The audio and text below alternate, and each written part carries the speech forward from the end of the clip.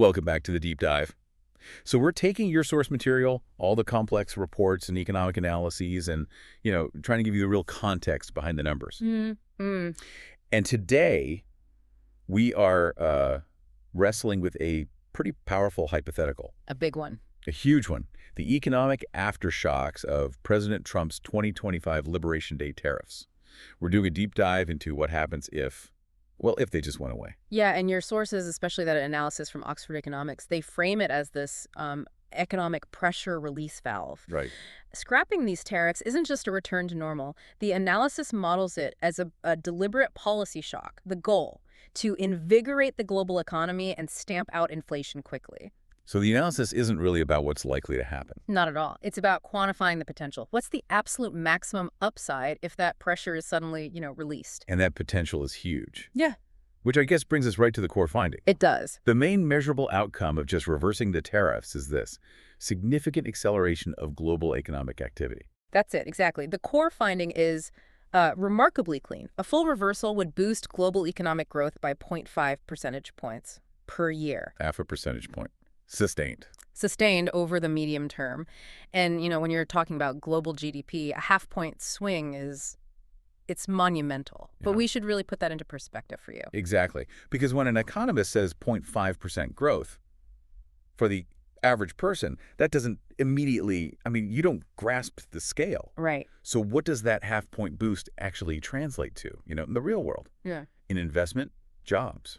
Yeah. What do the models say? Well, it's the difference between, say, a modest recovery and a genuine expansion. Okay. That 0.5% isn't just an abstract number. The analysis ties it directly to restored business confidence, and that leads to really tangible shifts. Like what? Well, for instance, the models project hundreds of billions of dollars globally being redirected away from things like hedging and just restructuring supply chains. All the defensive stuff. Yeah, exactly. All the defensive stuff. And back into productive capital expenditure. So R&D, infrastructure, it's a confidence boost that just frees up an enormous amount of capital. That makes it feel so much more real. It's not a rounding error. It is a massive global reallocation of investment. It is. And your sources give us the contrast, right? The two outlooks. That really shows the difference. And what's fascinating here is just the stark difference in momentum. So in the no change scenario, tariffs stay in place. Global growth is pretty sluggish. We're talking 2.7% in 2026. Barely moving. Barely moving. It gets only marginally better in 2027 at 2.9%. But in the tariff reversal scenario, the economy basically jumps a gear. Right. Growth immediately hits 3.0% in 2026, and then it accelerates even further to 3.4% in 2027. So we go from a path that's kind of stuck below 3% to one that's accelerating well above 3%. You're moving from a slow jog to a fast sprint very, very quickly. That half point really is the whole story. It fundamentally changes the entire macro environment. The analysis uses the word turbocharge for a reason. You're restoring predictability, you're removing all these friction costs, and that's why it acts as such a powerful, immediate catalyst. All right, so let's pivot a bit from global GDP, which is huge. Let's bring this right back home to the U.S. consumer. Because the second major piece of this upside scenario, it hits you right in the wallet. It really does. We're talking about crushing domestic inflation. And that's the critical domestic link you should be focused on. Yeah. We often think of tariffs as just, affecting the price of an imported TV. Right, something from overseas. But the effects just ripple through the entire economy. A reversal would directly help household budgets, and that's across the board. Okay, so before we get to the actual number, the relief number, can we quickly break down how these specific tariffs lead to higher prices here at home? Yeah. Even for things that aren't imported. It's not always a straight line. Absolutely. The mechanism is mainly twofold: cost push and supply chain distortion.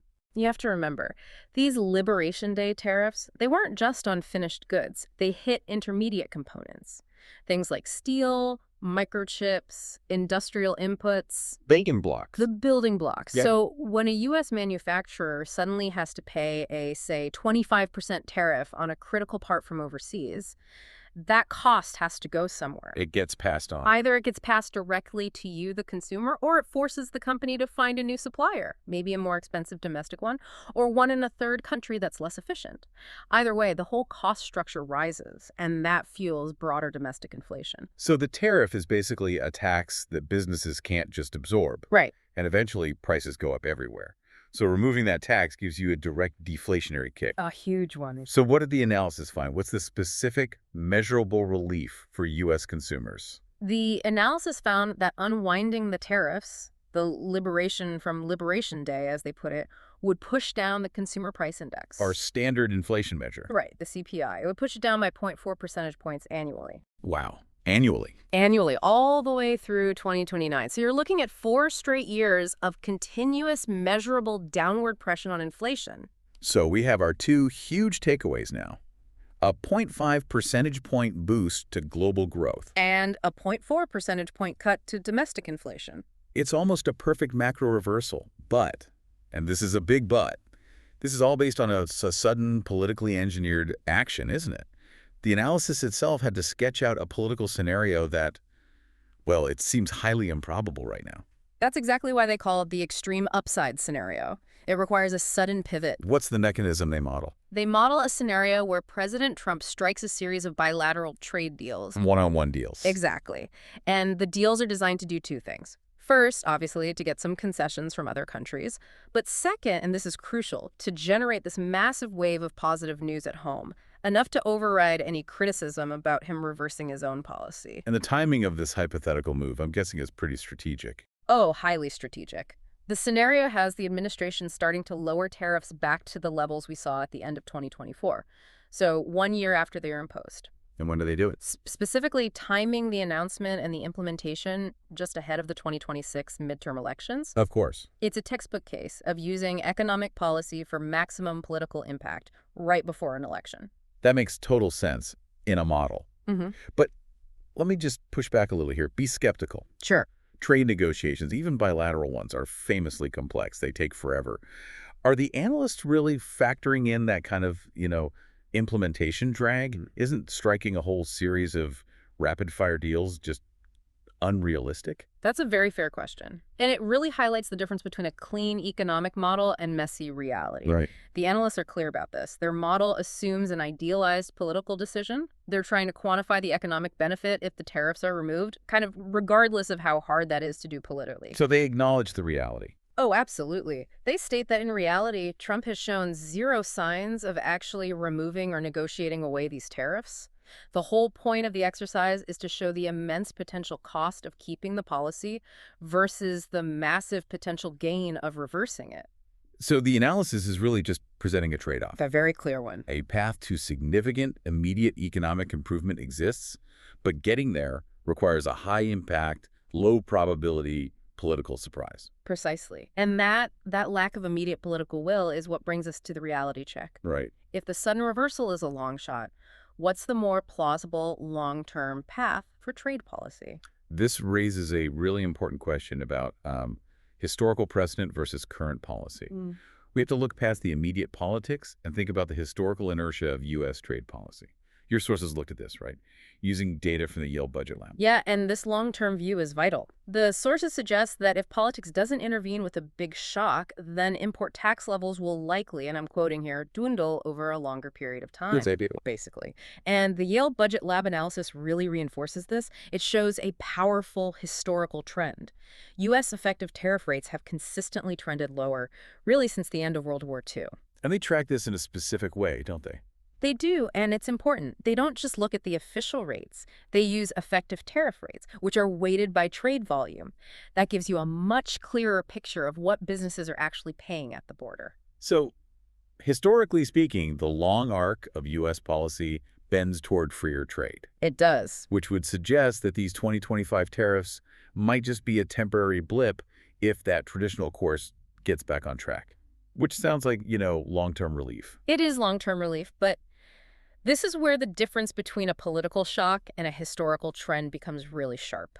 If we just rely on that slow historical drift to fix the policy, how long are we talking about? What's the timeline? The analysis projects that even if that long-run trend reasserts itself, it will take at least 10 years. 10 years. At least. A full decade to get U.S. effective tariff rates back to the levels they were at before Liberation Day. Wow, a decade. That time horizon... Yeah. It really puts the cost of policy and decision into perspective, doesn't it? It really does. The sudden political reversal gives us that immediate, measurable relief, the 0.5% growth of the 0.4% inflation break. But if we rely on historical inertia, we're waiting 10 years for the economy to slowly absorb and neutralize that 2025 shock. And that's a crucial takeaway for you, the listener. It really demonstrates the volatility that these decisive policy shocks introduce. Political will can deliver these rapid, sharp economic gains, but without that political appetite, the economy faces a multi-year headwind, even if we assume the long-run direction is eventually downward. Okay, before we wrap this up, we do need to address one thing for balance. Mm-hmm. We focused entirely on the upside of reversal. Even with all these clear economic gains mapped out, did the analysts acknowledge any potential downside to a sudden, sharp reversal? That's an essential point. Would instantly undoing the tariffs cause some other kind of market shock? Yeah. Maybe destabilize the domestic industries that benefited from them? Right. And while the net effect in the Oxford model is overwhelmingly positive, the sources do acknowledge short-term disruption. Okay, so there would be some pain. For sure. Industries that may be quickly invested in domestic production, relying on that tariff protection, they would face immediate cost pressures, potential layoffs.